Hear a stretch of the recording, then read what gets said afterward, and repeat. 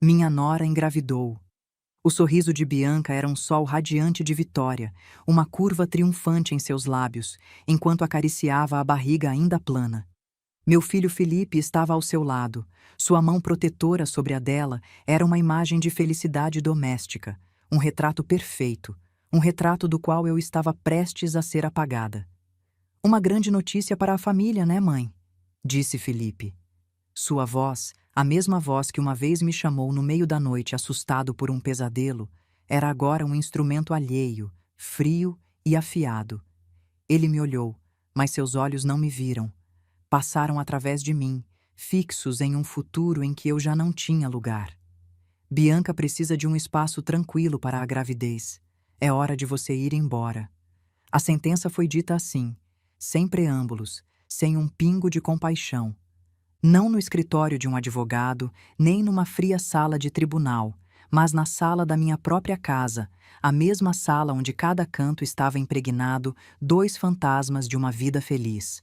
Eu podia quase ver meu falecido marido, Roberto, sentado em sua poltrona de couro ao lado da lareira. Podia ver as marcas de lápis no batente da porta, medindo a altura de um Felipe criança que crescia rápido demais. Podia sentir o aroma fantasma da torta de maçã que eu assava todo domingo. E foi ali, no coração do meu santuário, onde meu único filho me condenou ao exílio. Não chorei, não gritei, não supliquei. Uma parte de mim, a mãe que teria lutado, que teria apelado ao amor e à memória, morreu naquele instante. Em seu lugar ficou um vazio gelado, uma calma estranha e assustadora. Olhei para meu filho, o homem no qual ele havia se tornado, e depois para sua esposa, a arquiteta do meu desterro, e simplesmente assenti. Foi um único e lento movimento de cabeça, um gesto que para eles significou missão cumprida, uma rendição sem condições. Mas para mim foi algo mais. Foi o fechamento de um capítulo. Foi o reconhecimento de que o amor que eu havia dado incondicionalmente não só não havia sido correspondido, mas havia sido usado como uma arma contra mim. Foi um movimento de cabeça que enterrava a mãe suplicante que eu já fui e dava à luz uma mulher que eles ainda não conheciam. É em momentos como este, quando o amor se transforma em uma sentença e sua própria casa em uma cela de exílio, que você se confronta com a verdade mais crua da natureza humana. Mas antes de continuar, não esqueça de se inscrever no canal e deixe um comentário nos dizendo de onde você está nos assistindo. Adoramos saber até onde nossas histórias chegam. Enquanto eles trocavam um olhar de alívio, acreditando que a batalha havia sido vencida com facilidade, minha mente se transformou em um turbilhão silencioso. O choque inicial deu lugar a uma clareza cortante. Vi o padrão, a estratégia que havia se desenvolvido diante dos meus olhos cegos durante os últimos 3 meses. Isso não era uma decisão repentina impulsionada pela notícia da gravidez. Isso era o cheque-mate de uma partida que Bianca havia estado jogando desde o momento em que cruzou minha porta. A gravidez não era uma bênção, era uma arma, a desculpa perfeita, o argumento irrefutável para executar o plano final. Livrar-se da velha matriarca para poder reinar sem oposição no castelo que eu havia construído. E Felipe, meu Felipe, não era um cúmplice involuntário. Sua frieza, a ausência total de conflito em seus olhos, me disse tudo o que eu precisava saber. Ele não havia sido manipulado, havia sido convencido, havia pesado sua lealdade, sua história, seu amor por mim, contra a promessa de uma nova vida com sua esposa. E eu havia perdido. Ele havia escolhido a mulher que carregava seu filho, e no processo havia repudiado a mulher que lhe havia dado a vida. Eles me olharam, meu filho e sua esposa, e viram uma velha derrotada, uma relíquia do passado que aceitava seu destino de ser guardada num sótão. Me viram pequena, impotente, sem opções. E esse foi o primeiro erro deles, porque a mulher que assentiu com a cabeça, a mulher que se levantaria no dia seguinte para começar a empacotar sua vida em caixas, já não era uma vítima, era uma estrategista. Eles não sabiam que a casa que acreditavam ter conquistado ainda me pertencia, não só em espírito, mas na fria e dura letra da lei. Não sabiam que o amor de um marido previdente, meu Roberto, me havia deixado uma última carta para jogar. Deixei que desfrutassem de seu momento de triunfo. Deixei que se deleitassem na visão de seu futuro perfeito, um futuro construído sobre minha expulsão. Não disse mais uma palavra. Me retirei para o meu quarto. Fechei a porta e pela primeira vez me permiti olhar meu reflexo no espelho. A mulher que me devolveu o olhar tinha os olhos cansados, mas havia um fogo neles. Um fogo que havia se acendido no momento em que seu mundo virou cinzas. A guerra não havia terminado, acabava de começar. Naquela noite não dormi. Sentei na velha poltrona de abas junto à janela do meu quarto, a mesma cadeira onde havia embalado um Felipe recém-nascido, e deixei que a escuridão da casa me envolvesse. Lá fora, o mundo dormia alheio à guerra silenciosa que se travava dentro dessas paredes. Mas para mim, a casa não estava em silêncio. Estava viva, vibrando com o eco de 3 décadas de risadas, lágrimas, discussões triviais e um amor imenso. Meu filho havia me desterrado do meu futuro, então decidi me refugiar no meu passado. Cada rangido da madeira, cada sussurro do vento contra o vidro, era a voz de uma lembrança. Olhei através da penumbra e não vi móveis, vi fantasmas. Fantasmas felizes. Vi um Roberto jovem e exultante. O dia que assinamos a hipoteca, lembro como ele me levantou nos braços no meio da sala vazia, girando comigo até ficarmos tontos, gritando: "Conseguimos, Carmen! É nossa!" Não era uma mansão, nem sequer era uma casa grande. Era uma modesta construção de 2 andares com um pequeno jardim, mas para nós era um palácio. Lembro que Roberto beijou minha testa naquele dia e sussurrou uma promessa que eu não compreendi totalmente até agora. Esta casa vai ser nossa fortaleza, Carmen, nosso refúgio. Nunca vamos deixar que nada nem ninguém tire isso de nós. Suas palavras ecoavam agora com um peso profético. Havíamos investido nela não só cada centavo das nossas economias, mas também cada grama dos nossos sonhos. Cada tijolo desta casa estava cimentado com nossas esperanças. Lembro do dia em que pintamos o quarto de Felipe. Roberto insistiu em fazer tudo nós mesmos, apesar de eu estar grávida de 7 meses. Escolhemos um azul suave, cor de céu de verão. Roberto pintava cantando músicas inventadas para o bebê que ainda não havia nascido, parando a cada 10 minutos para beijar minha barriga e sussurrar promessas ao nosso filho. Você vai crescer aqui, pequeno. Vai aprender a andar neste corredor, vai brincar neste jardim, vai trazer seus próprios filhos para visitar a vovó e o vovô. Ele não viveu para ver os netos, mas eu sim. E agora esses netos eram usados como arma para me expulsar do lar que construímos para eles. Meus olhos pousaram na parede do corredor, mal visível sob a luz da lua. Embora Bianca tivesse mandado pintar de uma cor bege insossa, eu ainda podia ver, como se estivessem gravados a fogo, os pequenos traços de lápis que marcavam a altura de Felipe. 5 anos, 7 anos, 10 anos. Uma escada de crescimento que testemunhava a passagem do tempo, o milagre de ver meu menino se transformar num rapaz. Roberto fazia questão de medir Felipe sempre no mesmo dia, 15 de março, aniversário do nosso casamento. Assim, dizia ele, vemos como nossa família cresce junto com nosso amor.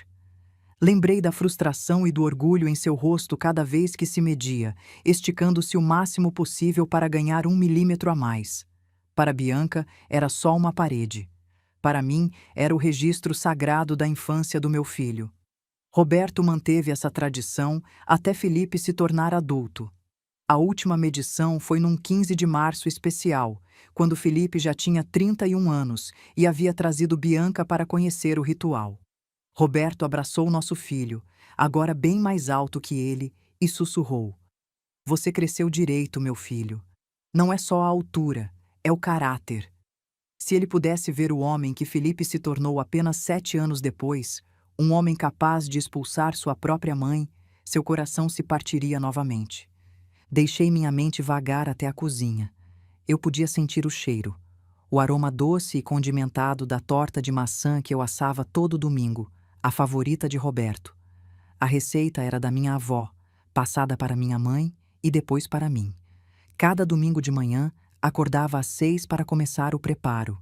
Descascar as maçãs, uma por uma, cortá-las em fatias finas e uniformes, adicionar a quantidade exata de canela que fazia Roberto fechar os olhos de prazer.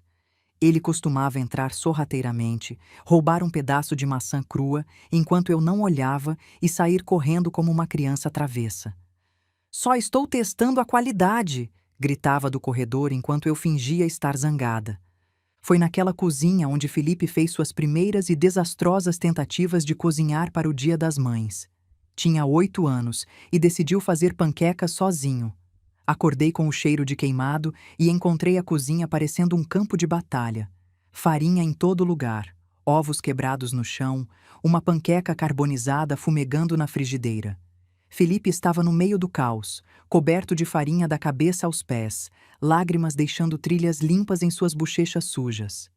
"Queria te fazer o café da manhã, mãe", soluçou. "Mas arruinei tudo." Roberto e eu passamos a manhã inteira limpando com ele, rindo, ensinando. No final, fizemos panquecas juntos, e Felipe as serviu com tanto orgulho que comi cada pedaço, mesmo que algumas ainda tivessem casca de ovo. Guardei aquela memória como um tesouro. Agora, era apenas mais uma ferida. Foi ali que tivemos nossas conversas mais importantes. Sentados à mesa de pinho com uma xícara de café, resolvendo os problemas do mundo ou simplesmente desfrutando do silêncio compartilhado. Lembro de uma conversa específica, 3 meses antes de Roberto morrer. Ele segurou minha mão e disse: "Carmen, se algo acontecer comigo, prometa que vai cuidar desta casa. Não é só tijolos e madeira. É nossa história. É o legado do Felipe. É você." Eu ri. Afastei seus pensamentos mórbidos. Agora desejava ter prestado mais atenção, ter entendido o pressentimento dele. Bianca havia reformado a cozinha, instalando bancadas de granito frio e eletrodomésticos de aço inoxidável, mas não podia apagar o calor das lembranças que impregnavam o ar. Esta casa era meu diário, meu álbum de fotos tridimensional. O velho carvalho do jardim, em cujos galhos Felipe construiu uma cabana. Lembro de Roberto passando 3 fins de semana inteiros, ajudando Felipe a construir aquela cabana.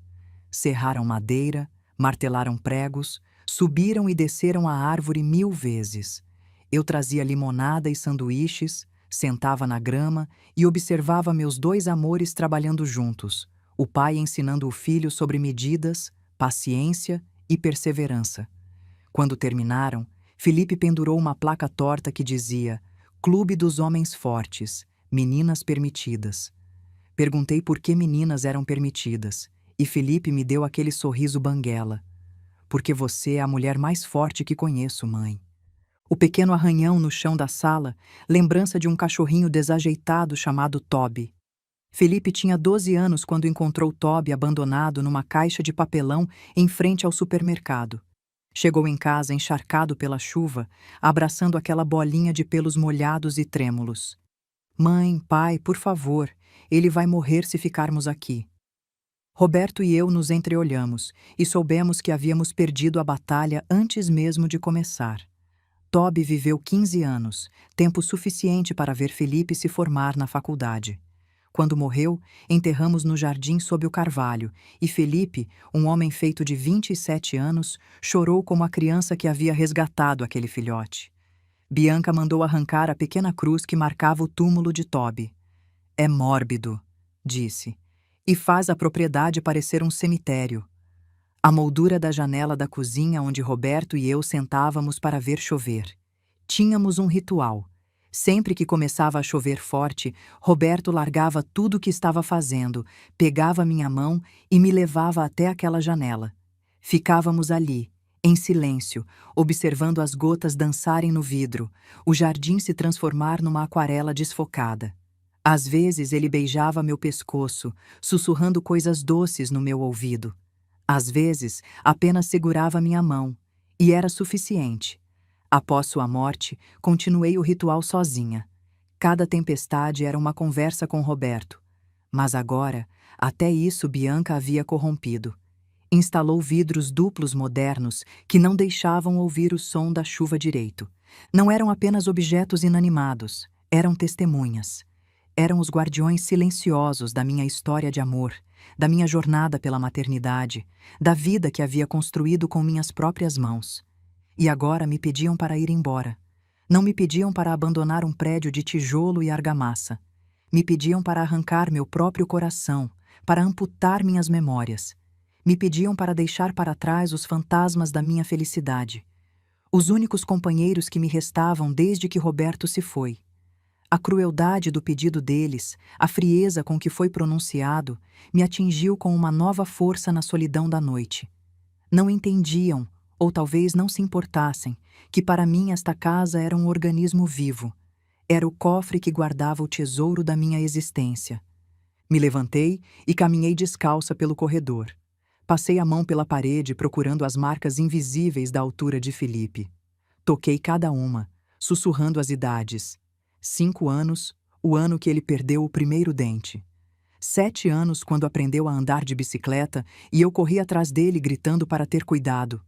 10 anos, quando Roberto lhe ensinou a pescar e voltaram cobertos de lama e sorrindo como 2 cúmplices.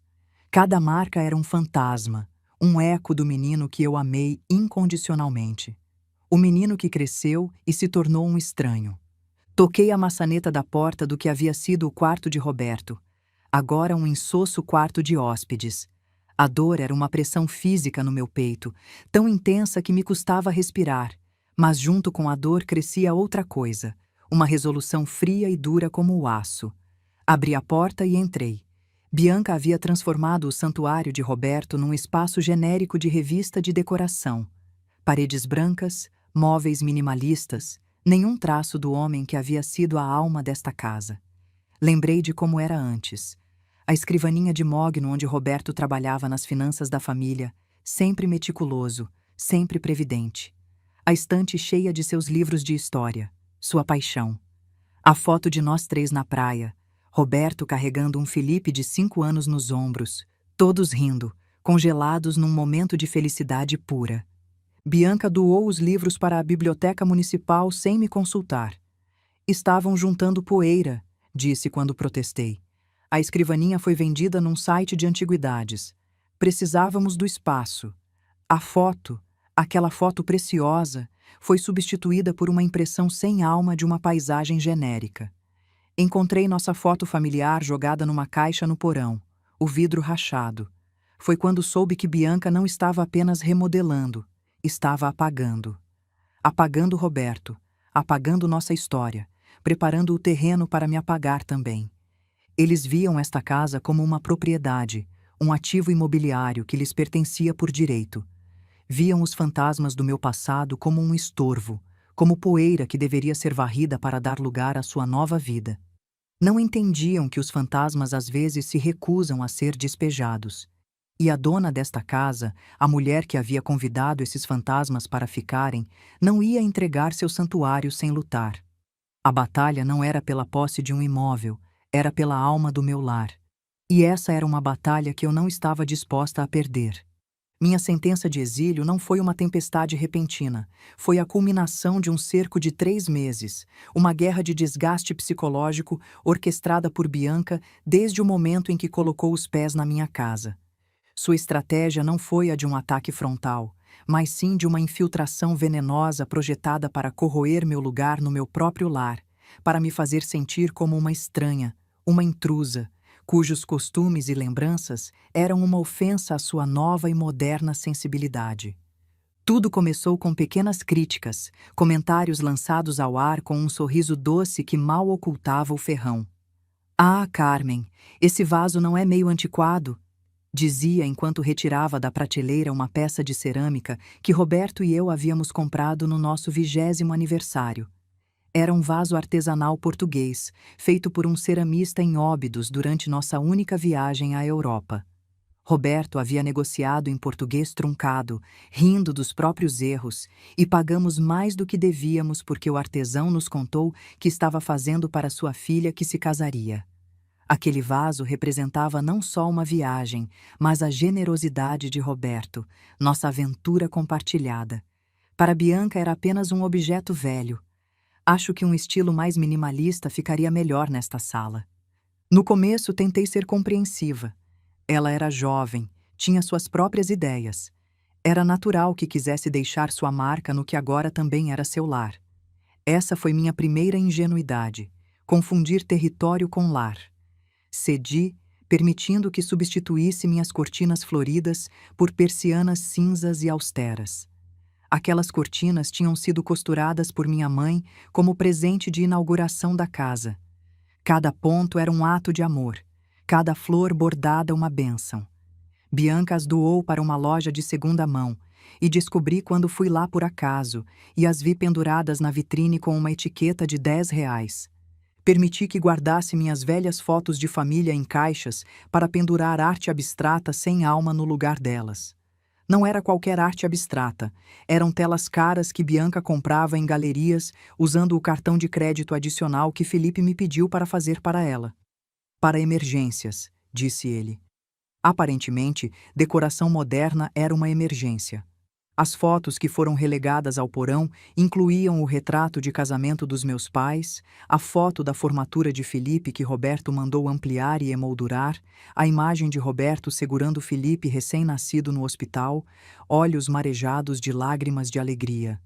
Cada concessão que eu fazia, pensando que era um gesto de boa vontade, ela interpretava como uma vitória, uma rendição do meu território. Logo, as críticas ao meu gosto se transformaram em um ataque direto às minhas lembranças. Os objetos que eu prezava, os fantasmas felizes que habitavam minha casa, para ela eram simplesmente entulhos. Mas o verdadeiro horror, o momento em que deveria ter acordado, mas ainda estava cega pela esperança de que as coisas melhorariam, veio numa tarde de quinta-feira. Um dia cheguei em casa e encontrei uma caixa de papelão na calçada junto às lixeiras. Tinha estado visitando minha amiga Clara no hospital, ela estava se recuperando de uma cirurgia. Quando o táxi virou na minha rua, vi a caixa. Algo dentro de mim gelou. Paguei o motorista com mãos trêmulas e me aproximei. Dentro, quebrada e suja, estava a velha cadeira de balanço de Roberto, a cadeira onde ele me lia o jornal em voz alta toda manhã, a cadeira onde ele embalava Felipe quando tinha cólicas de bebê, a cadeira onde ele se sentava na varanda para ver o pôr do sol, onde eu o encontrei pela última vez antes do infarto. A cadeira estava quebrada deliberadamente, as pernas arrancadas, o encosto rachado. Não era desgaste do tempo. Alguém havia destruído aquela cadeira. Entrei correndo na casa, a respiração presa na garganta. Bianca estava na sala, pintando as unhas num tom vermelho sangue, tranquila. Bianca! Minha voz saiu estrangulada. A cadeira de Roberto está na rua, quebrada. Ela levantou os olhos com aquela expressão que eu viria a conhecer bem, uma mistura de inocência e desdém. Ai, desculpa, mãe. Pensei que era para jogar fora. Estava tão velha e carcomida, ocupava muito espaço. Vamos comprar uma poltrona nova e moderna para você. Vai ver. Soprou nas unhas. Aquelas poltronas reclináveis de couro sintético são super confortáveis para pessoas da sua idade. Pessoas da sua idade. A frase era uma arma. Você quebrou a cadeira, consegui dizer. Ela estava inteira ontem. Ah, é que quando os caras da mudança vieram buscar, ela não cabia pela porta do porão. Tiveram que desmontar, sabe como é? Sorriu. Coisas velhas são frágeis, né? Não era ignorância, era crueldade calculada. Era um ato deliberado de profanação, uma mensagem clara. Seu passado não tem valor aqui. Sua história é lixo. Saí, peguei os pedaços da cadeira da calçada sob os olhares curiosos dos vizinhos e os levei para o porão. Passei a noite tentando colar as peças, mas era impossível. A cadeira estava destruída além do reparo, assim como algo dentro de mim. Cada objeto que ela descartava era uma parte da minha identidade que estava arrancando, uma tentativa de apagar a presença de Roberto e, por extensão, a minha. Queria uma casa sem história, sem fantasmas, uma tela em branco sobre a qual pintar sua própria vida. E eu era a mancha maior que precisava eliminar. Mas o sadismo de Bianca não tinha fundo. O ponto culminante da sua crueldade, a prova definitiva de que sua maldade não tinha limites, chegou da forma mais insidiosa e perigosa. Bianca sabia, porque Felipe havia contado, que eu sofria de uma alergia severa a pelo de gato, uma alergia que me provocava crises asmáticas tão graves que numa ocasião quando criança quase me custou a vida. Era meu calcanhar de Aquiles, minha vulnerabilidade mais profunda, e ela o usou como arma biológica. Comecei a acordar à noite com uma opressão no peito, com ataques de tosse que me deixavam sem fôlego, lutando para respirar. Meus olhos estavam constantemente irritados e lacrimejantes. No início atribuía ao estresse, à tristeza que carregava como um peso físico. Mas os sintomas pioravam, especialmente à noite, especialmente no meu quarto. Uma noite, o ataque foi tão severo que precisei usar meu inalador de emergência 3 vezes. Sentada na cama, tentando recuperar o ar, percebi que algo estava errado. O cheiro no quarto, havia um cheiro levemente almiscarado que eu não conseguia identificar. Na manhã seguinte, enquanto trocava a fronha do meu travesseiro, senti algo. Entre o enchimento, encontrei um pequeno tufo de pelo cinza e fino. Pelo de gato. Meu sangue congelou. Abri o travesseiro completamente. Havia mais. Tufos de pelo pequenos, estrategicamente distribuídos no enchimento. Não era acidental, não era contaminação. Alguém havia aberto meu travesseiro e plantado pelo de gato ali. Verifiquei o outro travesseiro. O mesmo. Abri o colchão. Pelos no forro. Alguém estava sistematicamente envenenando meu espaço de descanso. Confrontei Bianca naquela tarde. Felipe estava no trabalho. Encontrei pelo de gato no meu travesseiro. Disse sem rodeios. Dentro do travesseiro. Ela estava cortando vegetais para o jantar. Não parou de cortar. A faca batendo na tábua num ritmo constante. É mesmo? Que estranho. Olhou para mim, aqueles olhos escuros sem um lampejo de emoção. Mas, mãe, como o pelo de gato iria parar dentro do seu travesseiro? É exatamente o que estou perguntando a você. Está me acusando de alguma coisa? A faca parou. Eu sou alérgica a gatos, lembra? Por que eu teria pelo de gato? Era perfeito. Ela havia criado o álibi perfeito. Era verdade que ela era alérgica, mas alergias variam. A dela era leve, espirros e olhos lacrimejantes. A minha era potencialmente fatal. Está achando pelo em outros lugares da casa? Continuou com falsa preocupação. Talvez algum vizinho tenha gato e os pelos estejam entrando pelas janelas. Você sabe como essas casas antigas são cheias de frestas. Não tinha como provar. Não tinha como demonstrar que ela havia deliberadamente coletado pelos de gatos e plantado no meu quarto. Mas eu sabia. E ela sabia que eu sabia. E essa era a intenção. Não era só me fazer mal, era me fazer sentir impotente, incapaz de me defender. Troquei todos os travesseiros, o colchão, lacrei as janelas. Mas os ataques continuavam.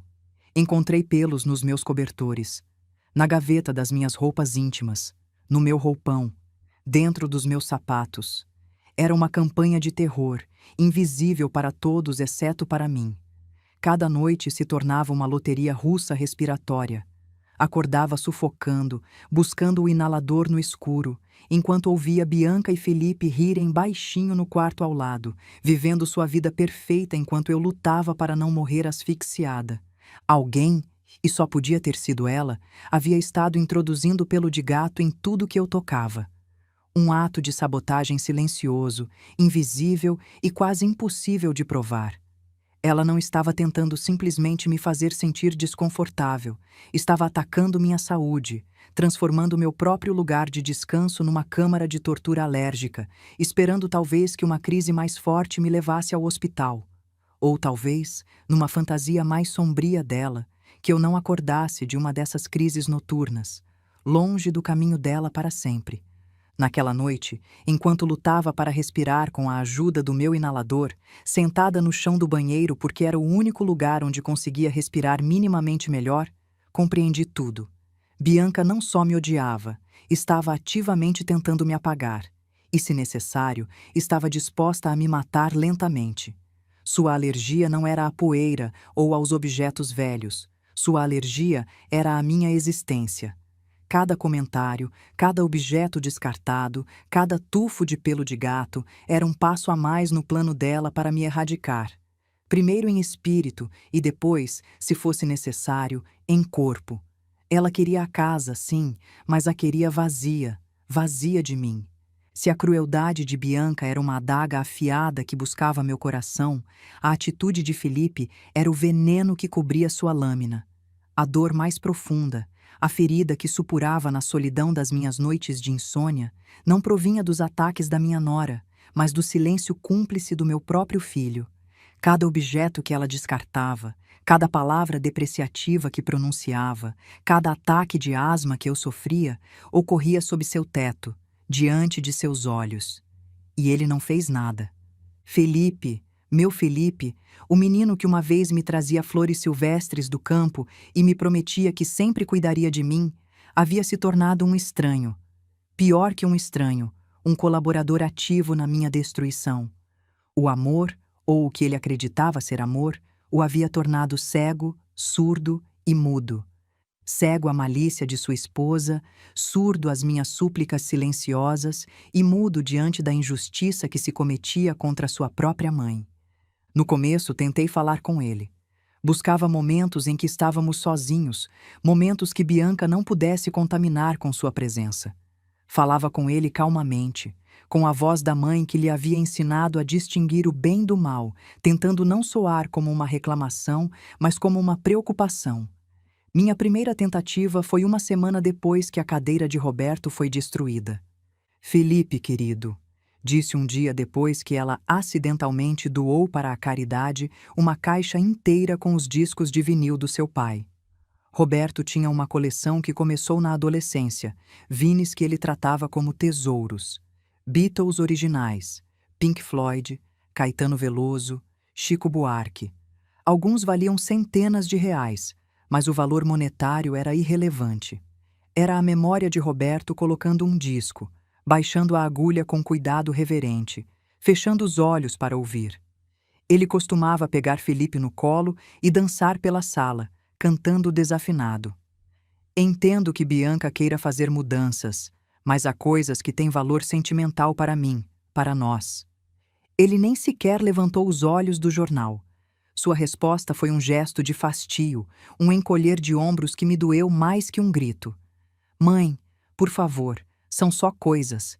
Não podemos viver presos ao passado. Bianca só está tentando fazer desta casa um lar para nós. Você deveria apoiá-la, não criar obstáculos. Nós. Essa palavra ele usava como um muro, uma barreira que me deixava de fora. Já não havia um você e eu, mãe. Agora era um nós do qual eu não fazia parte. Um nós que era ele e Bianca contra mim. Tentei outra vez na semana seguinte, quando Bianca doou sem me consultar toda a louça fina que tinha sido da minha avó. Porcelana alemã de antes da guerra, cada xícara pintada à mão. Minha avó as trouxe quando imigrou, embrulhadas em seus poucos vestidos, atravessando o oceano com o pouco que podia carregar. Eram mais que louça, eram sobrevivência, eram herança, eram as raízes da nossa família. Bianca as trocou por um jogo moderno da toque e estoque. Felipe, a louça da vovó. Comecei de novo. Mãe, ele suspirou com aquela paciência forçada que se usa com crianças tolas. A louça estava lascada, era perigoso usar. Bianca estava preocupada com a segurança. Não estava lascada, eu cuidava delas como... Como você cuida de tudo aqui, interrompeu. Esse é o problema, mãe. Você transforma tudo em relíquia sagrada. São apenas pratos, apenas pratos, apenas fotos, apenas discos, apenas uma cadeira. Cada objeto reduzido a nada, como se a vida que Roberto e eu construímos fosse apenas lixo acumulado. Quando falei dos meus ataques de alergia, das minhas suspeitas sobre o pelo de gato, sua reação foi ainda pior. Foi a condescendência, o tom que você usa com alguém que está perdendo a sanidade. Pelo de gato, mãe? Sério? Disse quase rindo. Estávamos na cozinha, ele estava preparando café. Continuou mexendo o açúcar sem me olhar. Bianca é alérgica a gatos, você sabe. Você está estressada, só isso. Talvez esteja imaginando coisas. Na sua idade, às vezes, a mente prega peças. Na minha idade. Outra arma. Ele estava me catalogando como uma velha, uma mulher cuja percepção da realidade já não era confiável. Senil. Paranoica. Estava usando minha idade para invalidar meu sofrimento. E o mais cruel de tudo era que estava repetindo, quase palavra por palavra, a narrativa que Bianca havia estado sussurrando no ouvido dele durante meses. Ele não só acreditava nela, ela havia se tornado sua porta-voz, sua intérprete da realidade, sua única fonte de verdade. Tentei mostrar os pelos que encontrava. Guardei alguns em um saquinho plástico. Olha, Felipe, encontrei isso dentro do meu travesseiro. Ele mal olhou. Mãe, pelos brancos? Podem ser de qualquer coisa. Talvez você esteja trocando menos a roupa de cama ultimamente. Vou pedir para Bianca te ajudar com a limpeza. Era inútil. Cada evidência era reinterpretada. Cada protesto era patologizado. Eu estava me tornando a louca da casa, a velha rabugenta que não aceitava mudanças, que via conspirações onde só havia renovação. Mas foi a defesa dele do ato mais cruel que finalmente destruiu qualquer ilusão que eu ainda mantinha. O momento que partiu meu coração em 1000 pedaços irreparáveis foi quando ele defendeu o incêndio das cartas. Um dia, ao voltar para casa depois de uma consulta médica, onde o doutor aumentou minha medicação para asma, vi Bianca no jardim de pé, junto a uma pequena fogueira. O cheiro de papel velho queimando atingiu minhas narinas antes mesmo de eu entender o que estava vendo. Estava queimando algo. Algo importante. Ao me aproximar, reconheci. Eram as cartas. As cartas que Roberto me havia escrito durante nosso namoro, as que eu guardava numa caixa de madeira gravada no meu armário. Corri até ela, mas já era tarde demais. A caixa estava vazia a seus pés, e os últimos fragmentos da caligrafia do meu marido se transformavam em cinzas que subiam como almas para o céu cinzento. Consegui salvar apenas uma carta, metade queimada. Li as palavras parciais. Minha querida Carmen, cada dia longe de você é uma eternidade. Conto os minutos até. O resto era cinza negra. O que você fez? Minha voz saiu num sussurro rouco. O que você fez? Bianca olhou para o fogo, depois para mim, com uma expressão que eu juro que incluía um lampejo de satisfação. Desculpa, mãe. Estava limpando e achei que era papel velho. Você tem tanta coisa guardada, é difícil saber o que é importante. Importante. 43 cartas de amor escritas ao longo de 2 anos de namoro. Roberto era militar e ficava destacado por meses. Me escrevia 2 vezes por semana, sem falta. Cada carta era um pedaço dele, suas esperanças, seus medos, seus sonhos para nosso futuro. Eu as lia quando ele morreu, uma por uma, chorando e sorrindo ao mesmo tempo, sentindo sua presença nas palavras. E agora eram cinzas. Naquela noite, quando Felipe chegou do trabalho, eu estava sentada na sala em silêncio, com o coração em frangalhos, segurando a meia carta salva como um náufrago segura um pedaço de madeira flutuante. Não gritei, não chorei, simplesmente contei o que havia acontecido com uma voz morta, vazia. Esperava, numa última e tola fagulha de esperança, ver uma reação, um lampejo do filho que eu lembrava, do menino que chorou por 2 semanas quando o peixinho dourado morreu. Em vez disso, vi seu rosto endurecer. Ele se aproximou de Bianca, que estava ao seu lado fingindo arrependimento com maestria digna de uma atriz premiada, mãos entrelaçadas, olhos baixos, lábio inferior tremendo ligeiramente. Ele a abraçou, protetoramente, como se ela fosse a vítima. Bianca já me explicou tudo, disse. Sua voz dirigida a mim, mas seus olhos fixos nela, tranquilizadores. Foi um acidente. Ela estava limpando o sótão e pensou que era uma caixa de papéis velhos para queimar. Ela se sente péssima. Já pediu desculpas. O que mais você quer? O que eu quero? Quero que você veja a verdade. Quero que você defenda sua mãe. Quero que você seja o homem que seu pai o criou para ser. Não estava no sótão, Felipe, disse calmamente. Estava no meu armário, no meu quarto. Ela teve que procurar. Mãe, você está vendo malícia onde não há. Bianca estava tentando ajudar. Você deixa tudo tão bagunçado ultimamente. Bagunçado. Minha vida organizada de décadas, reduzida a bagunçado. Eram as cartas do seu pai para mim. Eram papéis velhos, cortou. Sua voz ganhando uma borda irritada. Mãe, você precisa parar com isso. Essa obsessão com o passado não é saudável. Papai se foi há 7 anos. Você precisa seguir em frente. Não era um acidente, era um assassinato. O assassinato das minhas lembranças mais preciosas. E meu filho não só estava perdoando, estava justificando. Estava me dizendo que minha dor era exagerada, que minha perda era insignificante, que eu estava errada em guardar as últimas palavras escritas do homem que amei por 32 anos. Felipe, ela queimou as cartas do seu pai. E você está fazendo um drama por causa de papel queimado, enquanto minha esposa está grávida e estressada. Ele explodiu. Finalmente, a verdade. Era isso. A gravidez era o escudo perfeito, a justificativa final. Qualquer emoção minha, qualquer necessidade, qualquer dor, era secundária à gestação de Bianca. Eu deveria engolir tudo, aceitar tudo, sacrificar tudo no altar do bem-estar da gestante. Naquele instante entendi. Ele não estava cego. A cegueira implica uma incapacidade de ver. Felipe via perfeitamente o que estava acontecendo. Via a dor nos meus olhos, via a crueldade nos atos da sua esposa. Mas havia tomado uma decisão consciente, deliberada, calculada. Havia escolhido apaziguar a mulher que compartilhava sua cama em vez de defender a mulher que lhe deu a vida.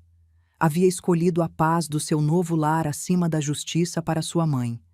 Havia se tornado um cúmplice ativo, não por falta de visão, mas por um ato deliberado de vontade. E essa traição, a traição de um filho que vê sua mãe sofrer e escolhe olhar para o outro lado porque é mais conveniente, mais fácil, mais confortável, foi o golpe que finalmente me deixou sem forças para lutar. Ou pelo menos era isso que eles acreditavam. A queima das cartas de Roberto foi o ato que aniquilou minha esperança, mas foi o anúncio da gravidez que me mostrou a verdadeira profundidade do plano deles. Naquela noite, depois que Felipe justificou o sacrilégio cometido no jardim, me retirei para o meu quarto sabendo que a guerra de desgaste havia terminado. Bianca havia vencido, havia conseguido me isolar, me desacreditar e, o mais importante, havia solidificado seu controle total sobre meu filho. Eu já não era uma adversária, era um obstáculo final que devia ser eliminado. Durante as semanas seguintes, a atmosfera na casa mudou. A agressão sutil de Bianca foi substituída por uma indiferença triunfante. Já não se incomodava em criticar meus gostos, nem em descartar meus pertences. Simplesmente me ignorava, movendo-se pela casa como se eu fosse mais um móvel, um fantasma invisível. Seu objetivo já não era me atormentar, mas esperar o momento adequado para dar o golpe de misericórdia. E Felipe, por sua parte, me evitava. Sua culpa manifesta na incapacidade de me olhar nos olhos. Chegava tarde do trabalho. Saía cedo. Tomava café antes de eu acordar. Jantava no quarto com Bianca. A casa que uma vez vibrava com conversas e risadas estava agora dividida em territórios hostis. A notícia chegou numa tarde de domingo, o dia da semana que costumava ser sagrado para Roberto e para mim. Domingos eram para a família, para a torta de maçã, para sentar no jardim e não fazer nada exceto estar juntos. Estávamos nós três na sala num silêncio tenso que havia se tornado nossa nova normalidade. Eu fingia ler um livro. Felipe mexia no celular. Bianca folheava uma revista de decoração, marcando páginas, planejando mais mudanças. De repente, Bianca se levantou, colocou a mão de Felipe sobre seu ventre num gesto teatral, cuidadosamente coreografado, e com um sorriso radiante que não ocultava o brilho calculista dos seus olhos, disse: "Temos algo para te contar. Bom, para você, Carmen, você vai ser avó." Por um instante, uma torrente de emoções contraditórias me inundou. A ideia de um neto, de uma nova vida, de um pedaço de Felipe e, por extensão, de Roberto, era uma pontada de alegria no meio da escuridão. Um bebê. O legado de Roberto continuaria. Mas a alegria durou só um segundo, afogada pela forma como anunciaram e pelo que veio depois. Felipe não me olhou com a emoção de um futuro pai compartilhando a notícia mais feliz da sua vida. Me olhou com a fria determinação de um carrasco prestes a ler uma sentença. Sua mão sobre o ventre de Bianca não era um gesto de amor, era a apresentação de sua arma definitiva. Uma grande notícia para a família, né, mãe? Disse. E sua voz era a mesma que havia usado para desculpar cada crueldade, para invalidar cada dor. Bianca precisa de um espaço tranquilo para a gravidez, um ambiente sem estresse, sem tensões. E ali estava, a justificativa perfeita e irrefutável, a carta que ganhava todas as mãos. O que eu podia argumentar contra isso? Contra a saúde de uma mulher grávida e o bem-estar do meu futuro neto? Qualquer protesto, qualquer resistência da minha parte seria interpretado como o egoísmo de uma velha cruel que antepunha seu próprio conforto ao de uma nova vida que estava a caminho. Era o xeque-mate perfeito. Haviam planejado isso com uma precisão diabólica. Cada ato de crueldade de Bianca, cada momento em que me empurrou ao limite, havia sido projetado para provocar uma reação em mim, para que Felipe me visse como uma fonte de estresse e tensão. Haviam construído meu perfil de sogra difícil, tijolo por tijolo, interação por interação, lágrima por lágrima. Cada vez que reclamei de um objeto perdido, fui registrada como apegada ao passado. Cada vez que mencionei os pelos de gato, fui catalogada como paranoica. Cada vez que questionei Bianca, fui rotulada como hostil. E agora apresentavam a solução lógica para um problema que eles mesmos haviam criado, cultivado e documentado meticulosamente. "É hora de você ir embora", pronunciou Felipe. E dessa vez as palavras não me surpreenderam. Eram a conclusão inevitável, o resultado de uma equação cuidadosamente calculada.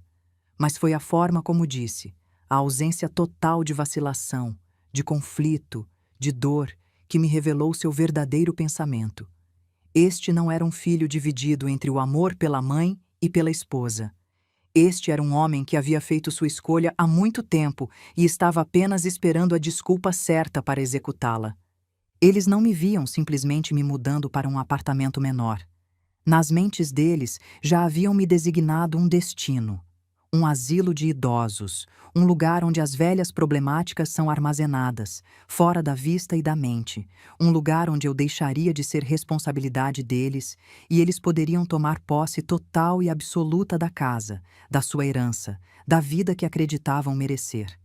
Não se preocupavam para onde eu iria, nem como viveria. Não perguntaram se eu tinha dinheiro para alugar algo. Não ofereceram ajuda para procurar um lugar. Sua única preocupação era me tirar da vista deles, eliminar o último lembrete vivo do passado para poderem construir seu futuro sobre suas cinzas. Naquele momento, enquanto olhava para meu filho e para a mulher que havia orquestrado minha queda, já não sentia dor. A dor havia sido cauterizada, deixando apenas uma cicatriz dura e fria. O que eu sentia era uma espécie de clareza gelada. Via a ganância deles, o egoísmo, a absoluta falta de empatia, e percebi que não estavam apenas tentando me expulsar da minha casa, estavam tentando me apagar da minha própria vida. Acreditavam que sem um lugar para onde ir e sem ninguém a quem recorrer, eu simplesmente desapareceria, talvez numa casa de repouso barata, onde passaria meus últimos anos vendo televisão e esperando visitas que nunca viriam. E foi precisamente essa suposição, essa arrogante subestimação, que se tornaria a perdição deles. Felipe cometeu um erro fatal, nascido da arrogância e de uma vida dando as coisas como garantidas. Um erro enraizado na suposição de que ele, como filho único, era o herdeiro indiscutível de tudo o que seus pais haviam construído. E nessa suposição, como em tantas outras coisas, estava enganado. Ele sempre havia acreditado que a casa seria dele. Era uma verdade que havia aceito passivamente durante toda a sua vida, sem nunca questionar, sem nunca ler os documentos, sem nunca entender as sutilezas legais. E de certa forma tinha razão. Roberto, meu marido, havia sido um homem tradicional. Em seu testamento, efetivamente legava a casa da família ao seu único filho, Felipe. Eu mesma estava presente quando nosso advogado, o velho senhor Pereira, redigiu esses termos. Lembro de Roberto me dizendo: é o legado para o nosso rapaz, Carmen, o ninho de onde ele partiu e ao qual sempre poderá voltar. Ele disse isso com os olhos cheios de lágrimas de orgulho, imaginando um futuro onde Felipe criaria seus próprios filhos nesta casa, onde os netos de Roberto brincariam no mesmo jardim onde Felipe brincou. Mas Roberto não era apenas um homem tradicional, era um homem previdente. Amava nosso filho com todo o coração, mas não era cego aos seus defeitos. Via sua impulsividade, sua tendência a ser facilmente influenciável, especialmente por mulheres atraentes e de caráter forte. Roberto tinha visto isso desde a adolescência de Felipe, como ele mudava de opinião, de amigos, de planos, dependendo de quem estava ao seu lado naquele momento. Felipe tem um coração grande, Roberto me disse uma vez, mas às vezes não tem a coluna vertebral necessária para defendê-lo. Roberto não era um profeta. Não podia ter previsto a chegada de uma serpente como Bianca, mas conhecia a natureza humana e, acima de tudo, conhecia seu próprio filho. Por isso acrescentou uma cláusula pequena redigida numa linguagem jurídica densa e discreta, enterrada no meio de parágrafos de jargão legal, mas tão forte e protetora quanto um cofre de aço. Uma cláusula que eu mesma ouvi ditar ao advogado com um olhar sério que eu não compreendi totalmente naquele momento, mas que agora, à luz da minha sentença de exílio, brilhava com clareza profética. O testamento estabelecia que, embora Felipe fosse o herdeiro designado da propriedade, sua titularidade não seria efetiva e completa, até que ocorressem duas condições. A primeira, a mais óbvia, era meu falecimento. A segunda, a mais importante, a que Roberto acrescentou numa tarde depois de ver Felipe cancelar planos conosco pela terceira vez para agradar a namorada do momento, era minha renúncia voluntária e explícita, assinada em cartório, ao meu direito de usufruto vitalício sobre a propriedade. Usufruto vitalício. Duas palavras que Felipe provavelmente havia ignorado na única vez que leu o testamento superficialmente, apressadamente, sentado no escritório do advogado após o enterro de Roberto, mais preocupado em terminar logo a leitura do que em entender suas implicações. Duas palavras que ele considerou uma mera formalidade legal, uma tecnicalidade sem importância prática. Mas essas duas palavras eram meu escudo, minha fortaleza, a última arma que meu amado marido me havia deixado de além do túmulo, como um soldado que esconde uma granada no colete do companheiro caído. Significavam que legalmente esta casa era minha, não como proprietária no sentido de poder vendê-la livremente, mas sim como a única pessoa com direito de viver nela, de usá-la e de desfrutá-la pelo resto da minha vida natural. Ninguém, nem mesmo o herdeiro legal, podia me expulsar. Ninguém podia me obrigar a sair. Ninguém podia me despejar. A casa era meu santuário, protegido pela lei e pelo amor previdente de um homem que havia querido garantir que sua esposa sempre tivesse um teto sobre sua cabeça, acontecesse o que acontecesse, inclusive se o filho se tornasse um ingrato. Felipe, em sua pressa de agradar sua nova esposa e de reclamar o que acreditava ser dele, havia esquecido esse detalhe crucial. Ou talvez, em sua arrogância alimentada por Bianca, nunca se incomodou em entendê-lo completamente. Para ele, a casa já era dele na mente dele, na fantasia dele, na promessa dele para Bianca. E minha presença era a de uma inquilina cujo contrato havia expirado, uma hóspede indesejada que havia superado sua utilidade. Enquanto eu me sentava no meu quarto, na noite da minha sentença de exílio, a lembrança dessa cláusula brilhou na minha mente como um farol cortando a névoa densa. A dor da traição ainda estava lá, uma âncora pesada afundando no meu coração, mas já não me sentia impotente, já não era uma vítima à mercê dos caprichos deles. Eu tinha o poder, tinha a lei do meu lado, tinha Roberto ainda me protegendo de além do túmulo. Poderia ter descido naquele mesmo instante, ter jogado o testamento na cara deles e ter desfrutado da expressão de horror nos rostos deles ao perceberem seu erro monumental. Poderia ter reclamado meu direito, tê-los humilhado publicamente, tê-los expulsado da minha casa naquela mesma noite. Poderia ter ligado para a polícia, pedido uma ordem de despejo, feito um escândalo. Mas a mulher que havia sido ferida tão profundamente já não buscava uma vitória barulhenta e vazia. Queria algo mais, queria justiça, mas uma justiça poética, uma justiça que não só lhes ensinasse uma lição sobre a lei, mas sobre crueldade, arrogância, ganância e as consequências de subestimar uma mulher que você julgou derrotada. Eles haviam me dado uma ordem: é hora de você ir embora. E eu ia obedecer, mas sairia nos meus próprios termos, no meu próprio cronograma, e levaria a casa comigo. Não de forma literal, mas da única maneira que importava para eles. Ia ativar a segunda parte da cláusula de Roberto, a renúncia voluntária. Mas não ia assiná-la para meu filho. Ia assiná-la para outra pessoa. Alguém que Bianca e Felipe nunca esperariam. Um novo plano começou a se formar na minha mente. Um plano audacioso e terrível em sua simplicidade. Eles acreditavam que eu não tinha para onde ir, que estava sozinha, sem recursos, sem opções, e tecnicamente tinham razão. Então eu criaria um novo lugar, uma nova vida. Eles acreditavam que haviam tirado minha casa, que haviam vencido, mas estavam enganados. Minha casa não eram as paredes que Bianca havia pintado de bege insosso, eram as lembranças, a dignidade, o espírito de Roberto que ainda respirava em cada canto. E isso era algo que eu estava prestes a levar comigo, para bem longe deles, onde suas mãos gananciosas nunca poderiam alcançar. Na manhã seguinte acordei com uma sensação que não havia experimentado em meses. Um propósito. A dor ainda estava lá.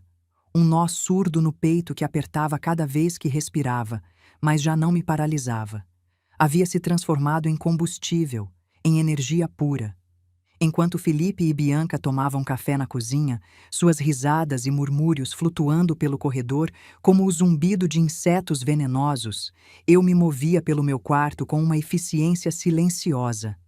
Não estava empacotando para me mudar para um asilo, estava preparando minha libertação.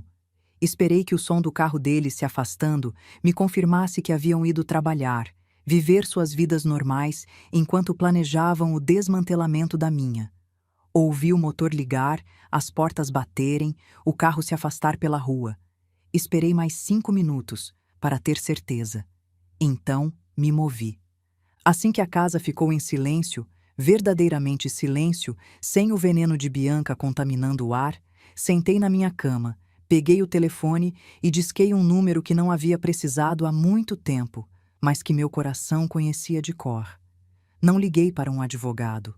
Um advogado teria complicado as coisas.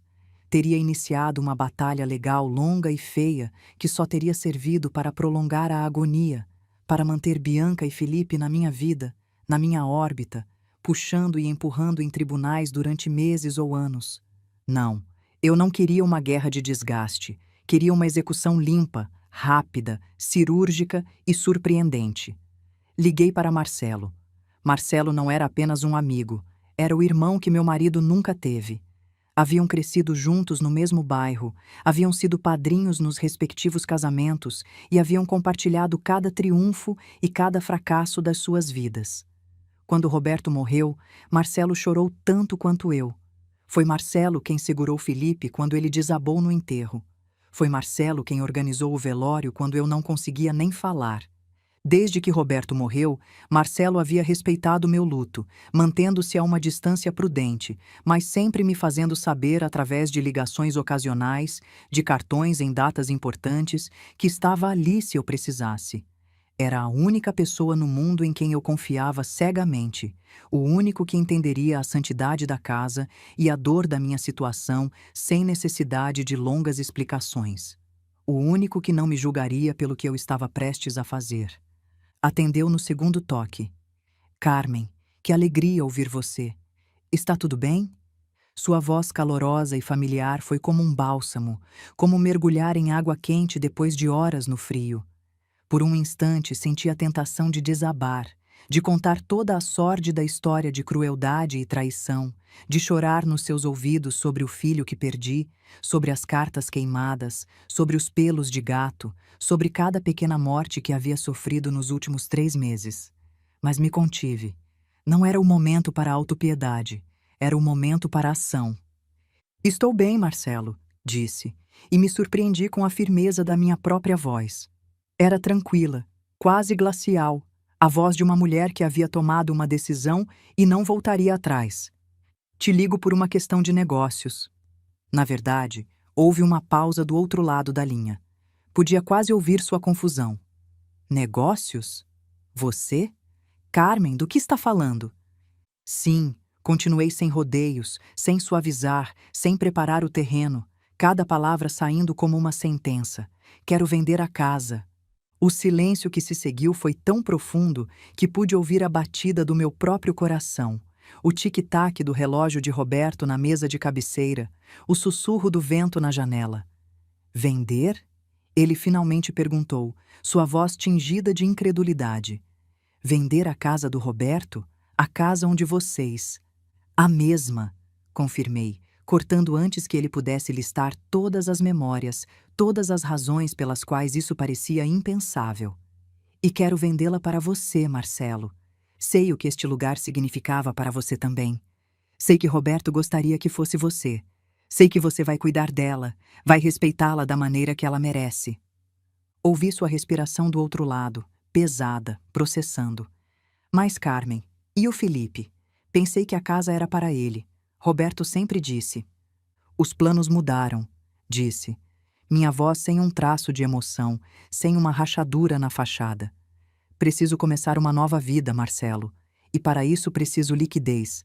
Preciso liberdade. Preciso sair.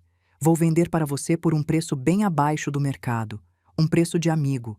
Um preço que Roberto aprovaria. A única condição é que tem que ser rápido e em dinheiro vivo. Preciso fechar o negócio hoje mesmo. Hoje, Marcelo. Marcelo era um homem de negócios astuto, um empresário que havia construído uma fortuna em importação, mas também era um homem de coração, um homem que havia amado Roberto como um irmão. Pude sentir sua mente trabalhando, processando não só o que eu estava dizendo, mas o que eu não estava dizendo. O tom da minha voz, a urgência, a frieza. Compreendeu que minha ligação não era uma decisão financeira racional, mas um ato de desespero, de sobrevivência. E homens como Marcelo, homens de honra, não fazem perguntas quando um amigo pede ajuda. Estarei na sua casa em 1 hora com meu advogado e um cheque administrativo, disse finalmente sem fazer mais perguntas, sem exigir explicações, sem julgamento. Prepare os papéis, Carmen. Vou cuidar da sua casa como Roberto cuidaria. Você tem minha palavra. E assim foi. Marcelo chegou exatamente 1 hora depois, seu rosto uma máscara de preocupação e lealdade. Trazia seu advogado, um homem sério de terno cinza que carregava uma pasta de couro. Mostrei o testamento de Roberto, a cláusula do usufruto vitalício. Marcelo leu em silêncio, passou o dedo pela linha específica. Seu advogado revisou os documentos com atenção meticulosa, confirmou que meu direito de renunciar e transferir meu interesse era legalmente sólido, embora incomum, embora claramente nascido de circunstâncias dolorosas que ele teve a delicadeza de não mencionar. Em menos de 3 horas, sentados na mesma mesa de jantar onde meu filho me havia exilado apenas dias antes, assinamos os papéis. Cada assinatura era uma libertação. Cada página virada era uma porta fechando. Entreguei minha renúncia voluntária ao usufruto vitalício, transferindo-o para Marcelo até minha morte, momento em que reverteria para Felipe conforme o testamento original. E Marcelo me entregou um cheque administrativo com uma quantia que, embora inferior ao valor de mercado da casa, 1/3 talvez, era mais que suficiente para financiar minha revolução, minha fuga, minha nova vida. Carmen, Marcelo segurou minha mão antes de ir embora. Se algum dia quiser me contar o que aconteceu... Um dia, prometi, quando não doer tanto. Ele assentiu, entendeu. Assim que foram embora, fiz minha segunda ligação, desta vez para uma concessionária de motorhomes de luxo nos arredores da cidade. Alô, atendeu um vendedor com voz enérgica e jovem. Bom dia, disse com uma firmeza que me surpreendeu. Ligo para comprar o modelo Viajante Liberdade XL que vocês têm no catálogo. Sim, o mais equipado, o que tem cozinha completa, banheiro com chuveiro, cama king, gerador, Tudo. Vou pagar à vista. Poderiam tê-lo pronto para esta tarde? Posso pagar extra pela urgência. Podia sentir o sorriso do vendedor através do telefone. Cliente pagando à vista, sem pechincha, com urgência. Deveria ser Natal para ele. Claro, senhora. Podemos ter tudo pronto em 4 horas. A senhora quer vir ver antes? Não precisa. Confio em vocês. Me mandem a papelada por e-mail. Estarei aí às 5 para buscar. O plano estava em andamento, rolando como uma bola de neve montanha abaixo, ganhando momentum. Eles queriam que eu fosse embora, e eu ia embora, mas não para um asilo, não para um apartamento de um quarto com vista para um estacionamento. Ia embora numa motorhome de último modelo, com uma TV de tela plana, uma cama confortável, ar-condicionado, aquecedor e, o mais importante, 4 rodas que me levariam para tão longe deles quanto fosse possível. Ia começar uma nova vida, não na quietude resignada da velhice, mas na liberdade da estrada aberta. Os dias seguintes foram minha última e maior atuação, minha obra-prima de teatro. Enquanto as engrenagens do meu plano giravam em segredo, o dinheiro da venda já seguro numa nova conta bancária que Felipe nem Bianca sabiam que existia, a motorhome esperando num estacionamento a 10 quilômetros de distância, eu me tornei a personificação da derrota. Me movia pela casa com os ombros caídos e o olhar perdido, uma caricatura da velha despejada que eles esperavam ver, que eles precisavam ver para confirmar sua própria narrativa. Comecei a empacotar meus pertences, mas não todos, só algumas coisas, as mais visíveis, em um par de malas velhas e gastas que encontrei no porão. Roupas, mas não minhas melhores roupas. Alguns livros, mas não os importantes. O velho álbum de fotos que havia conseguido salvar das garras de Bianca, mas deixei propositalmente algumas fotos espalhadas para que pensassem que estava levando tudo. Fazia tudo lentamente, com suspiros audíveis, garantindo que vissem meu sofrimento, minha rendição, minha quebra. Cada vez que passavam e me viam dobrando cuidadosamente um suéter ou embrulhando em papel uma pequena estatueta de porcelana, trocavam olhares de suficiência. Bianca chegava a sorrir abertamente. O plano deles estava funcionando perfeitamente. A velha estava cedendo sem lutar, sem drama, sem cena. Melhor do que esperavam. Minha submissão os encorajou, os encheu de confiança. A tensão na casa se dissipou como névoa sob o sol, substituída por uma atmosfera de alegria mal disfarçada. Começaram a falar dos planos deles para a casa abertamente na minha frente, como se eu já não existisse, como se eu fosse um fantasma, transparente e irrelevante. Poderíamos derrubar esta parede e fazer uma sala de conceito aberto, dizia Bianca, apontando para a parede que separava a sala do meu antigo quarto de costura, o lugar onde eu havia feito as fantasias de Halloween de Felipe, onde havia costurado seu terno de formatura. Seria perfeito para festas. Imagina o espaço. E o seu quarto, Felipe? Ela continuava, seus olhos brilhando com planos de destruição. Poderíamos transformá-lo no quarto do bebê, tem a melhor luz, e aqueles armários antigos podemos substituir por algo moderno da Toque e Stock. Felipe assentiu completamente encantado, completamente cego. Sim, e no jardim poderíamos cortar o velho carvalho, está ficando perigoso. Poderíamos colocar uma jacuzzi ali. Sempre quis uma jacuzzi. E uma área gourmet, com churrasqueira de inox, aquelas modernas. Cortar o carvalho. A árvore onde Roberto construiu a cabana com Felipe. A árvore sob a qual enterramos Toby. A árvore que Roberto plantou no dia em que compramos a casa. Uma muda fina que cresceu junto com nossa família. Escutava os planos deles. Seus sonhos construídos sobre as ruínas da minha vida, sobre o corpo ainda quente das minhas memórias, e não sentia nada além de um gelo afiado nas veias. Uma calma glacial. Uma certeza absoluta de que estava fazendo a coisa certa. Não me perguntaram para onde eu iria. Não se ofereceram para me ajudar a procurar um lugar, para me levar para ver apartamentos, para pesquisar asilos.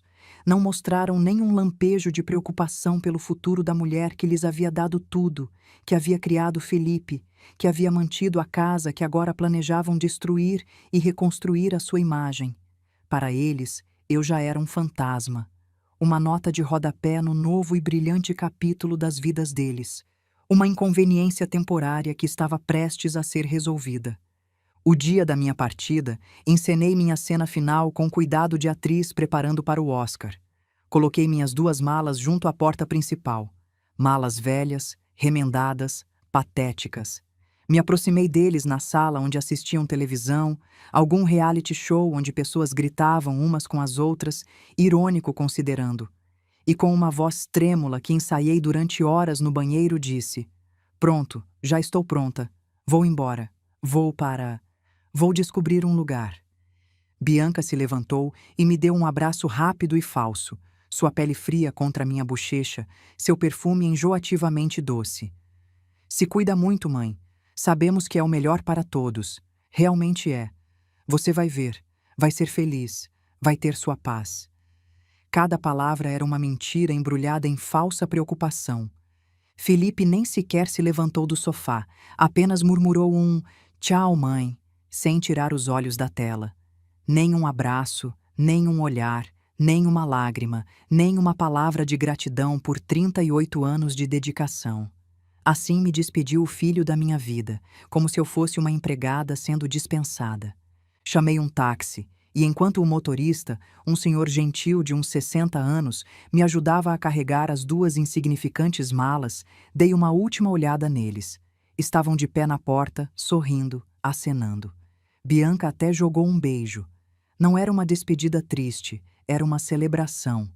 Estavam se despedindo do problema deles, do passado deles, do peso morto deles, da consciência deles. O que não sabiam, o que não podiam sequer imaginar em suas fantasias mais selvagens, é que o táxi não me levava para um asilo de idosos, nem para um sombrio apartamento de um quarto em algum bairro esquecido. Me levou diretamente à concessionária de motorhomes. Minha nova casa me esperava brilhante, impecável e pronta para a aventura, um palácio sobre rodas. Naquela mesma tarde, enquanto eu aprendia a operar os controles da minha casa móvel, enquanto o vendedor me explicava pacientemente sobre o sistema de água, o painel solar, o GPS integrado, eles começaram sua própria celebração. Como se precisassem purgar o último vestígio da minha presença, como se a casa ainda cheirasse a mim e isso os incomodasse, embarcaram numa viagem, uma semana de férias improvisada num resort de luxo em Búzios, uma viagem pré-bebê, como chamaram, pagas com o cartão de crédito que ainda estava no meu nome porque eu era a garantidora. E então começaram a se gabar. As redes sociais, que eu raramente usava, mas havia começado a monitorar secretamente desde que percebi o plano deles, se tornaram o palco da vitória deles, o teatro da sua arrogância. Postaram fotos deles mesmos brindando com champanhe sem álcool para ela, claro, com legendas como "Celebrando nosso novo começo", "Futuros pais em", "Nossa primeira viagem só nós dois", "Lar doce lar nos espera". Postaram uma foto da fachada da casa, minha casa, aquela que já não era minha nem deles, com a legenda: "Mal podemos esperar para voltar ao nosso ninho e começar a realizar nossos sonhos. Grandes mudanças vêm por aí. Reforma, casa nova, futuros pais." Cada publicação era uma punhalada. Cada curtida dos amigos deles, uma gota de sal na ferida. Estavam dançando sobre minha tumba, sem saber que a morta ainda respirava, que a morta estava viva e planejando, que a morta estava a centenas de quilômetros de distância, livre, respirando ar puro pela primeira vez em meses. E enquanto eles posavam para suas selfies felizes, alheios a tudo, os pintores contratados por Marcelo já estavam aplicando a primeira camada de tinta azul sobre as paredes do ninho deles. Os chaveiros estavam trocando as fechaduras, e a mudança da família de Marcelo, ele, sua esposa, seus 3 filhos adultos e respeitosos, estava programada para o dia exato do retorno deles. Desfrutaram da semana de glória deles, viveram na bolha de arrogância e egoísmo deles, postaram fotos de café da manhã elaborado, de piscinas com vista para o mar, de jantares românticos, de planos para o futuro. E eu, a centenas de quilômetros de distância, sentada no conforto da minha motorhome estacionada num camping tranquilo, com vista para um lago espelhado onde garças pescavam na luz dourada do entardecer, esperava pacientemente. Sabia que a alegria dos ingratos é por natureza efêmera, construída sobre areia movediça, e a deles estava prestes a terminar da forma mais espetacular, mais humilhante, mais publicamente vergonhosa possível. A semana passou voando, tanto para eles no paraíso artificial do resort de luxo, quanto para mim na minha nova liberdade nômade, aprendendo a dirigir a motorhome, explorando estradas secundárias, descobrindo cidadezinhas onde ninguém me conhecia, onde eu não era a mãe desprezada, apenas Carmen, uma mulher numa jornada. O dia do retorno deles senti uma estranha mistura de nervosismo e uma satisfação fria e escura. Não dirigi até a casa. Não precisava estar lá para presenciar o desfecho, para ver suas caras. Isso seria vingança barata, seria rebaixar-me ao nível deles. Bastava esperar. Estacionei minha motorhome num mirante com vista panorâmica para uma praia ensolarada no sul. Abri todas as janelas para deixar a brisa marinha entrar. Preparei uma xícara do meu chá favorito, Earl Grey, o mesmo que Roberto gostava, e sentei com o telefone na mão esperando a ligação que sabia que chegaria, tão certa quanto o nascer do sol. Chegou às 16h15, horário de Brasília.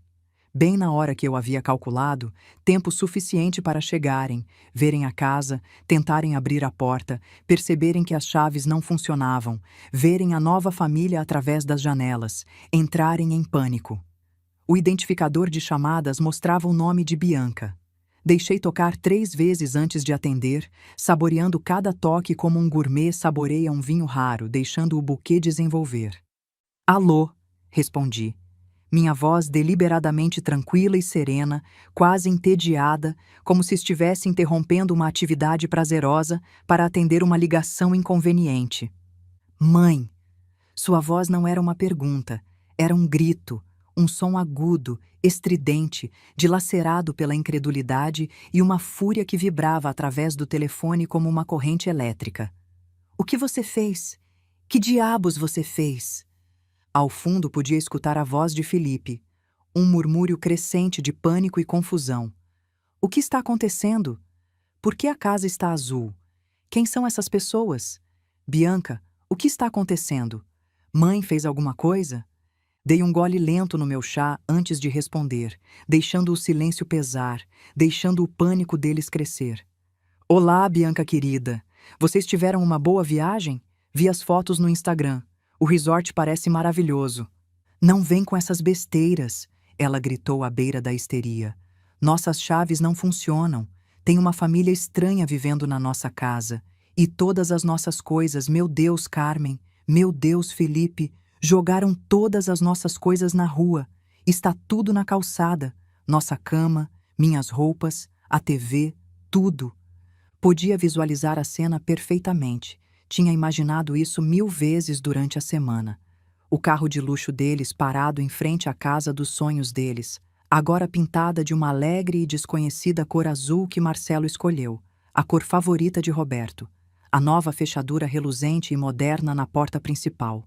E a montanha dos pertences deles empilhados sem contemplações na calçada, como o lixo de uma mudança bagunçada, a TV de tela plana que eles compraram sem me consultar, as roupas de grife de Bianca, o berço que já haviam comprado presumindo que a casa seria deles, a cama de casal onde haviam planejado minha expulsão, tudo exposto à vista de todos os vizinhos, aqueles mesmos vizinhos que haviam me visto ser humilhada durante meses, um monumento à ganância deles erguido em plena luz do dia. A casa de vocês? Perguntei fingindo uma leve confusão, como se estivesse tentando entender um conceito difícil. Ah, não, querida. Deve haver algum engano. Já não é a casa de vocês. Na verdade, nunca foi, tecnicamente falando. Houve um silêncio do outro lado da linha, um silêncio carregado de uma compreensão que começava a abrir caminho através da raiva dela, através do pânico, através da negação. Do que você está falando? Sussurrou, sua voz perdendo o fio do grito para dar lugar a um tremor de pânico verdadeiro. Bom, é uma história curiosa, jurídica, mas vou simplificar para vocês, disse saboreando cada palavra como se fosse mel. Acontece que meu falecido marido, Roberto, você se lembra dele, Bianca? O homem cujas cartas você queimou, cuja cadeira você destruiu, cujas memórias você tentou apagar? Me deixou o direito de viver nessa casa pelo resto da minha vida. Chama-se usufruto vitalício. Um pequeno detalhe legal que Felipe esqueceu de mencionar para você, ou talvez nunca tenha se dado ao trabalho de ler direito. Legalmente, a casa era minha para viver nela pelo tempo que eu quisesse. E eu, seguindo o gentil conselho do meu filho, decidi que era hora de ir embora, de começar uma nova vida. Mas você não pode vendê-la, balbuciou, sua mente de repente ágil para questões legais quando a afetavam diretamente. O testamento diz que é do Felipe. Tecnicamente você tem razão.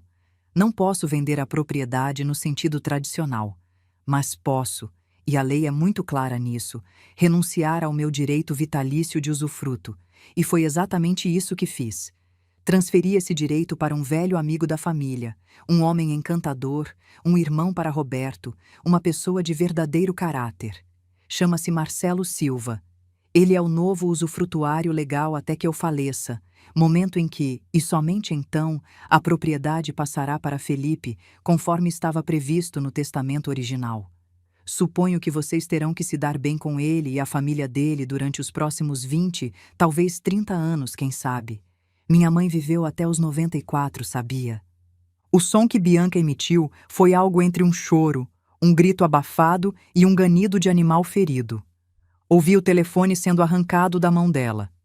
Mãe! A voz de Felipe, finalmente. Não era raiva, era desespero puro. O que você fez? Você não pode fazer isso.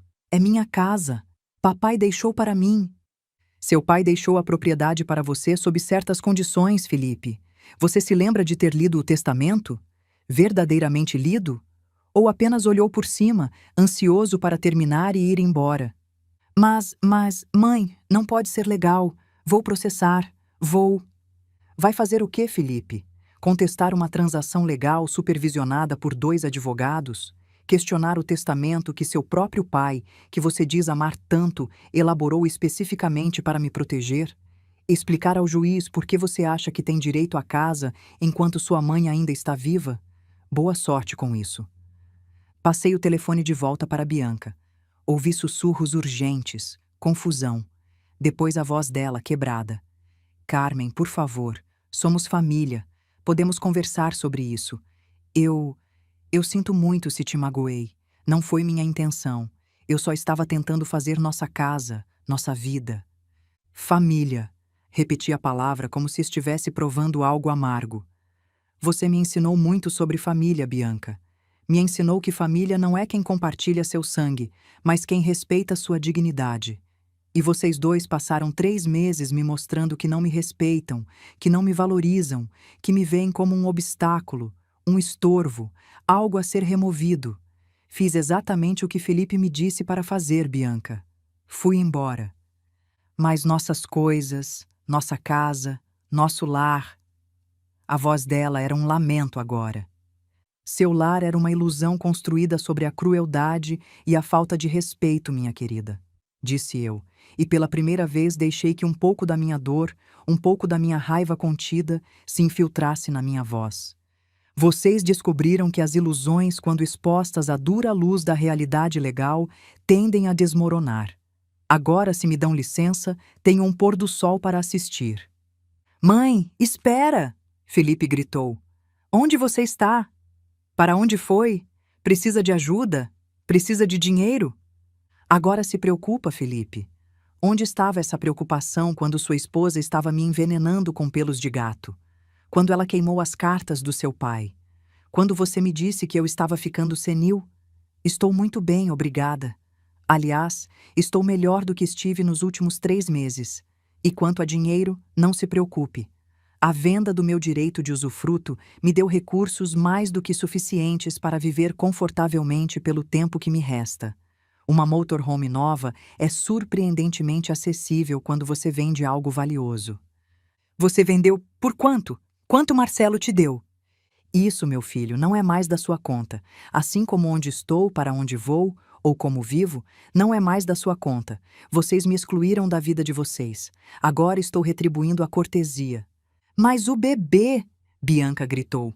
Seu neto! Você não vai conhecer seu neto?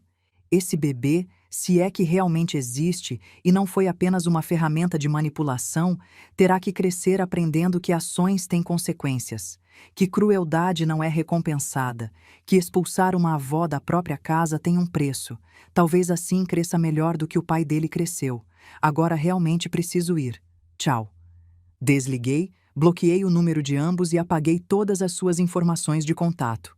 O telefone vibrou quase imediatamente. Ignorei. Vibrou mais 18 vezes nos 5 minutos seguintes. Silenciei completamente. Deixei sobre a mesa. O sol começava a se pôr sobre o mar, pintando o céu de tons dourados, alaranjados e púrpuras, uma aquarela viva. O som das ondas quebrando na praia era uma melodia suave e constante, eterna. Escutei o eco do grito histérico de Bianca na minha mente e pela primeira vez em meses, anos talvez, sorri. Um sorriso genuíno, libertador, vindo das profundezas da minha alma. O som do mundo deles desmoronando, o desespero nas vozes deles, o pânico ao perceberem que tinham subestimado a velha, era de fato a música mais doce que eu havia ouvido em muito tempo. Era justiça, era poesia, era libertação. A ligação telefônica foi apenas o começo do desfecho. O clique do telefone ao desligar não só cortou a comunicação com eles, mas também cortou o último laço que me unia à mulher que eu havia sido. A Carmen que sofria em silêncio, a que chorava por suas memórias profanadas, a que ansiava pelo amor de um filho ingrato, ficou para trás no eco daquele grito de desespero. A mulher que contemplou o pôr do sol sobre o mar naquela tarde era alguém novo, renascida das cinzas da sua própria destruição. Era livre.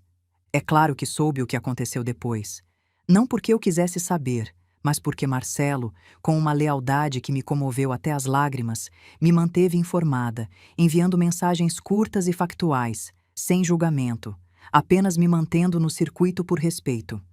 Me contou como Felipe e Bianca tiveram que enfrentar a humilhação pública de recolher seus pertences da calçada sob o olhar curioso e abertamente julgador dos vizinhos que Bianca uma vez havia tentado impressionar com suas reformas caras e seu estilo de vida ostensivo. Os mesmos vizinhos que haviam visto a cadeira de Roberto ser jogada no lixo, que haviam visto minhas coisas sendo doadas, que haviam sussurrado entre si sobre a velha sendo expulsa, agora viam os expulsadores sendo expulsos. A ironia não passou despercebida. Dona Sônia, minha vizinha de 20 anos, até ofereceu chá para mim, pensando que eu estava lá.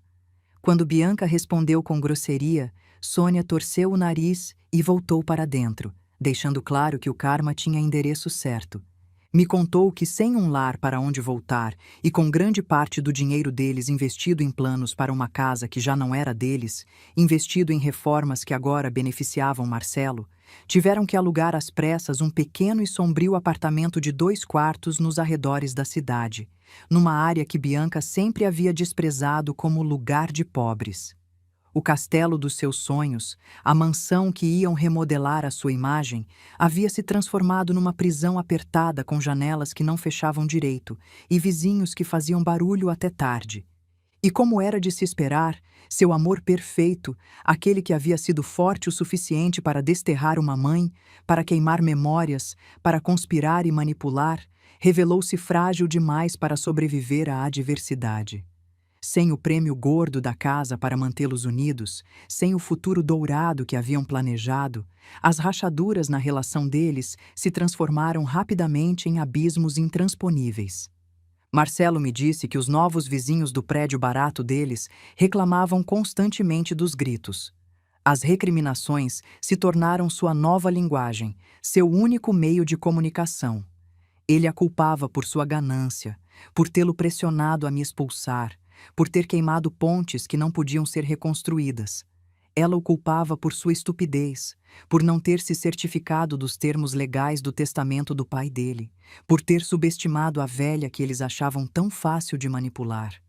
A notícia da gravidez, aquela arma que uma vez foi definitiva, o argumento irrefutável para minha expulsão, transformou-se num fardo, numa contagem regressiva para uma responsabilidade para a qual já não tinham nem os recursos emocionais, nem a fortaleza mental, nem o amor necessário.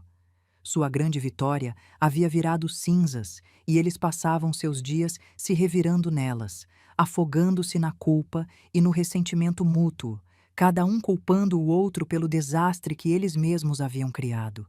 Haviam plantado ventos de crueldade e agora colhiam a tempestade da miséria. Não senti alegria pela desgraça deles. Gostaria de dizer que sim, que saboreei cada detalhe da queda deles, mas a verdade é mais complicada. Não senti alegria, mas também não senti pena. Simplesmente sentia distância. Sentia indiferença. O drama deles já não era o meu. Era como assistir um filme sobre a vida de estranhos. Interessante, talvez, mas não emocionalmente envolvente. Enquanto eles se consumiam no seu pequeno inferno autoimposto, brigando sobre quem tinha mais culpa, sobre que pedaço minúsculo do apartamento seria o quarto do bebê, sobre como pagariam as contas agora que o banco gratuito chamado mãe estava fechado, eu comecei minha verdadeira jornada. O primeiro mês foi uma revelação, um despertar. Com minha motorhome como concha e o horizonte como meu único destino fixo, redescobri um mundo que havia esquecido que existia. Um Brasil que nunca havia realmente explorado, apesar de ter vivido nele por 62 anos. Dirigi por estradas secundárias, aquelas que não aparecem no GPS, atravessando cidadezinhas pitorescas, cuja existência eu desconhecia. Parei em Morretes e comi barreado pela primeira vez em anos. Sentei numa mesa de madeira rústica, sozinha, e saboreei cada garfada, sem pressa, sem ninguém reclamando que a comida era velha demais, tradicional demais. Acordei com o som dos pássaros numa floresta de araucárias no Paraná, o ar tão puro que doía nos pulmões acostumados à poluição da cidade. Adormeci com o arrulho das ondas numa enseada escondida em Santa Catarina, onde poucos turistas chegavam. Aprendi a desfrutar da minha própria companhia, algo que havia esquecido como fazer. Cozinhava refeições simples para mim em minha cozinha minúscula mas funcional, experimentando receitas que Roberto teria adorado. Lia sob as estrelas, livros que havia comprado anos atrás, mas nunca tinha tempo para ler. Caminhava durante horas pelas manhãs, sem mais propósito que ver aonde meus pés me levariam, explorando trilhas, conversando com moradores locais, ouvindo histórias. A solidão que eles haviam tentado me impor como castigo, como a pior punição possível, a velha sozinha, abandonada, sem família, transformou-se no meu maior presente. Era uma solidão escolhida, uma solidão cheia de paz e autodescoberta, uma solidão que não era vazia, mas rica, não era triste, mas libertadora. No caminho conheci outras almas nômades, homens e mulheres de todas as idades que por uma razão ou outra haviam decidido que um lar não precisava ter fundações, que família não precisava ser sangue. Compartilhamos histórias ao redor de fogueiras sob céus estrelados, um veterano de guerra que viajava para esquecer, uma artista que pintava paisagens e vendia em mercados locais, um casal de aposentados que havia vendido tudo para ver o país antes que fosse tarde demais. Trocamos dicas sobre as melhores rotas, os lugares mais bonitos, os campings mais tranquilos.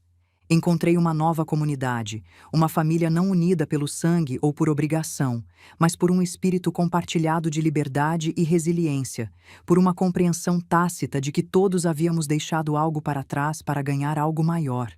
E nessa comunidade, ninguém me julgava. Ninguém me via como a velha problemática. Era apenas Carmen, a mulher da motorhome azul, a que fazia o melhor bolo de cenoura do camping. Não voltei a falar com Felipe. Houve tentativas, claro. Mensagens chegavam através de Marcelo. Seu filho quer falar com você. Felipe perguntou se você está bem. Bianca teve o bebê, um menino. Felipe pensou que você gostaria de saber, mas eu não respondi. Não bloqueei completamente. Mantive um canal aberto através de Marcelo caso houvesse uma emergência verdadeira. Mas não iniciei contato, não alimentei esperanças, não dei falsas promessas de reconciliação.